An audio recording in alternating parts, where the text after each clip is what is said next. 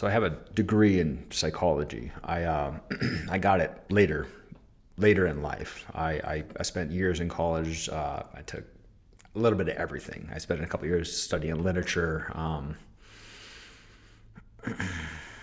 I just took whatever of interest. It took a lot of like just fun stuff of interest, just because I didn't know what I wanted to be when I grew up. I still really don't, right? I'm doing this.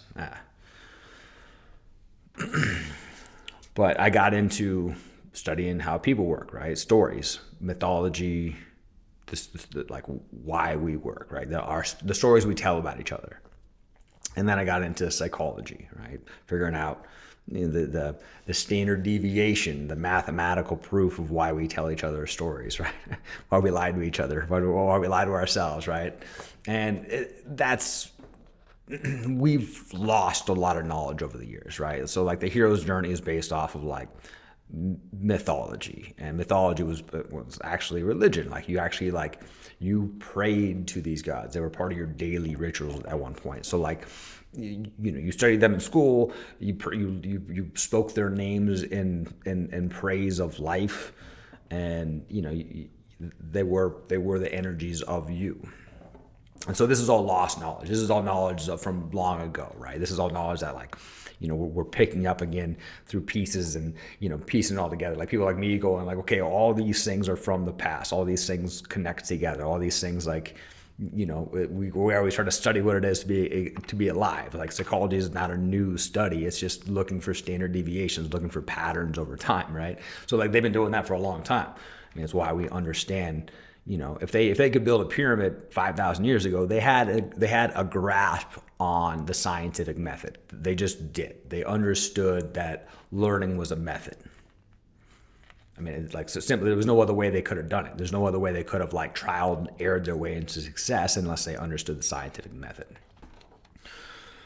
So you look at what this has evolved to now, right? So I study astrology, and I get a pretty good picture, but it's hard to understand. It's a lot of geometry. It's a lot of thinking three-dimensionally and wave form over time, where you're trying to listen to a song and point out like, okay, this is where the beat changes here in this part of the music, but stays the same in this part of the music. And you're trying to explain it to people, and they look at you like you're crazy, right? And you're like, no, this actually makes sense, but like it's just hard. It's just a lot of information. It's years and years of study on my part, and I'm trying to like break it down into a story for you. It's a little bit hard to do, but so I came across this recently. This is a human design chart, right? This is like it breaks down astrology on all its basic principles, right? So it takes your sun sign and basically makes that your rising sign, and does the north, south, east, west of like your soul's journey, not your hero's journey, your rising signs, like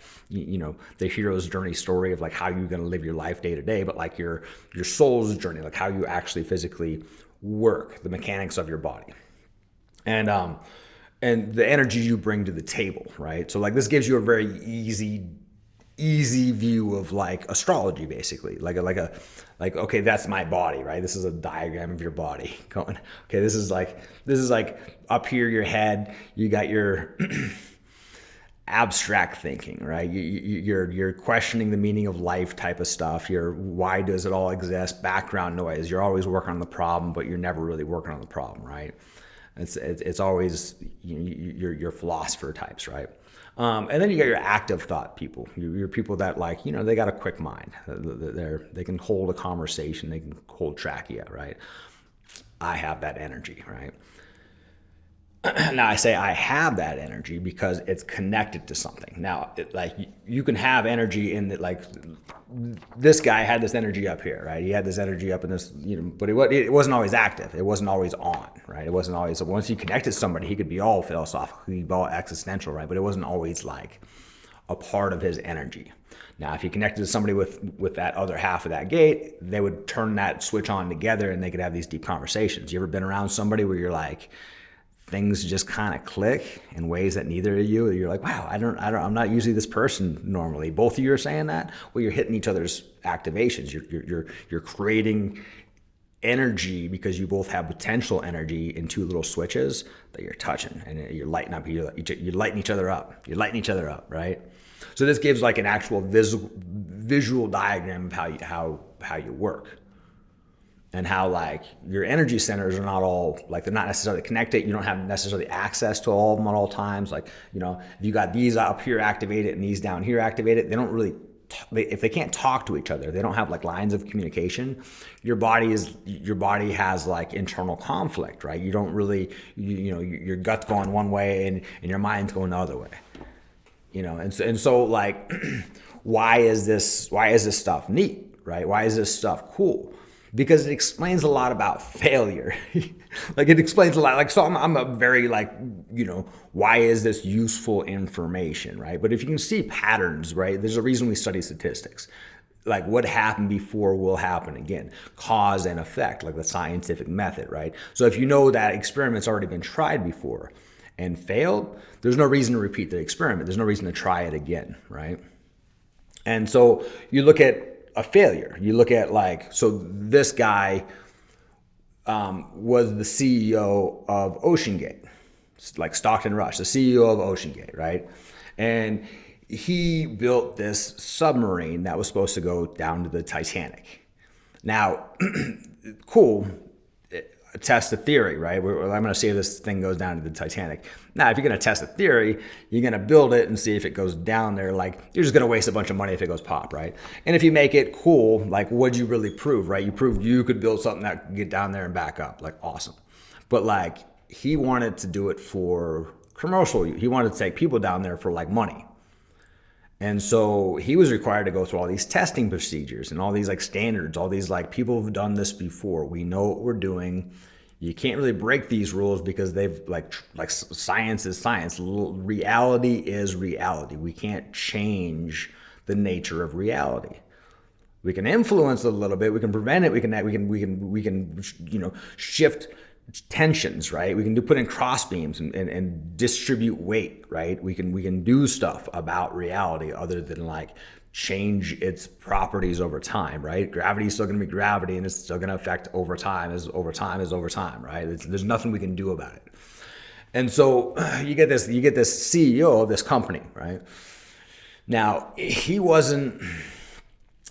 You look at his motivations, his human design chart, right? His human design chart was mostly all open. So that means he could take in all this information from the world, right? All this information from the world. And he did have a couple of centers down here to process it, to like make it into something useful. And so like all of his coworkers, all the people he hired could give him information on the world that he could really like turn it into something of use. But what what use, right? What did he bring to the table? What energy did he bring? Yeah, he brought a lot of gates. He brought a lot of gates where like he could spark something with another person, like, you know, motivate them to work and like, you know, get ideas rolling and stuff. And like that's cool. That like he definitely brought that to the table. But like just as far as his natural state, what did he bring to the table? Well, he was from a wealthy, you know, a wealthy family, like a politically influential, like he could trace his lineage back to the like people that signed the Declaration of Independence and stuff, right? Like, so the founding of America, you know, and they had money and he didn't have to work, right? He didn't have to produce anything in his life. He just didn't. I mean, he didn't have the energy. He didn't bring the energy of a generator. So like he wasn't going to want to work in the factory anyways. He wasn't going to want to do that 9 to 5 anyway. But the energy he brought was this root energy. He brought this foundational, like, I want to build something that lasts, right? I want to be a part of this legacy that I was born into, right? He was born into like a wealthy background, a wealthy, you know, influential family, right? And he wanted to be a part of that legacy where he was one of the, you know, he could say one day like, oh yeah, you know, my grandpa, you know, was a person that designed the first, you know, submarine that nobody thought was possible, right? Like he wanted to be that guy. He wanted to be that guy. And it was connected to his emotional center. Like if you told him he couldn't be that guy, he would be kind of emotional. Like his emotions were based on being that, wanting to be that guy. And he could use the rest of the world to play that game. He could use all the energy of everybody around him to play that game. And his identity wasn't really dependent on what it looked like at the end, and like his ego wasn't really like, yeah, like it could be, but it wasn't like, it was, his ego wasn't really dependent on what it looked like at the end. And what, even how you built it wasn't really dependent on, on his own energies, right? It was all just other people's energies. And like, yeah, he wasn't like super comfortable, like he was into safety and stuff, like but he didn't understand his own design. He didn't understand like why he was doing it, right? Why he was making decisions, why he was like, okay, if I'm just making decisions, I'm a projector, right? He wasn't a generator, he was a projector, right? So he could really like plug into other people and absorb their energies and say, okay, this is what you do, this is how you overcome these obstacles. And he could come up with really clever solutions and really like organize people and put them into groups, and because he felt their energy, right? He felt what they brought to the table. And so he could be a good CEO. He would have been a great CEO, right? All these people bring him, oh yeah, this is what I'm working on, boss, and he could feel how they're working on it, and but he had to know he was emotionally reactive. He had to know all of his decisions were like basically based on his emotional drive. And knowing that, well, it gives you a minute to go, okay, even though I didn't like that information, there is still a reason I hired this human being. Even though I didn't like that information he gave me, if I want to build something that's going to last foundationally long term, I got to ignore my feelings about this topic and go, what do we do to fix? Let's bring everybody together, and if we got to redesign the whole project. Now, when I watched the test videos of those, scale models popping away, right? I mean, they started popping real quick and didn't stop popping until they popped all the way, and they didn't make it to depth. And he built a full-scale model. So like, the people around him had to be nervous. He had to feel that. But like this emotional, like I want to build a legacy, and it's going to be based on my emotions. That's what he brought to the table. So everybody was like, well, okay, we're going to keep on pushing forward because he really, really, really wants to build something foundational. So like, we're going to trust that he knows what the fuck he's doing. He's not going to lead us astray. Because he wants to build something foundational, right? He's bringing that energy to the table. He really wants to do that. And if we tell him no, he's going to be a dick about it. He's going to get all emotional and shit about it. So it's like, he's hard to talk to and shit.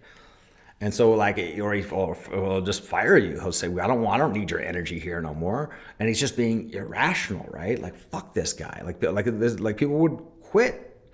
Like, he's not listening to safety shit. They quit because they didn't know how he worked, and he didn't know how he worked. So when I say Stockton Rush's submarine blew up at the bottom of the ocean because he didn't understand his design, he literally didn't understand his own design, how he worked. And when people were telling him his actual, like the design that he's bringing to the table is gonna fail because like it's like fabric, right? And every time it cracks, you're like breaking a thread. And if it cracks every time you take it down there, well, it's just breaking every time, right? Like, you don't know how long it's going to last until it doesn't last anymore, right? There's no way to fucking test it. You've proven that. You proved that in the tests. You broke one submarine that you were in. It cracked. And you're like, we need to build another one exactly the same. Like, what the fuck, man? Like, he didn't understand. He wanted to build something foundational. He chased his tail around in a circle and his emotion around in a circle until it got him killed. So why do I study astrology? Why do I study human design? Why do I study psychology? Why do I study story? Because that shit will keep us all alive. What happened before will motherfucking happen again.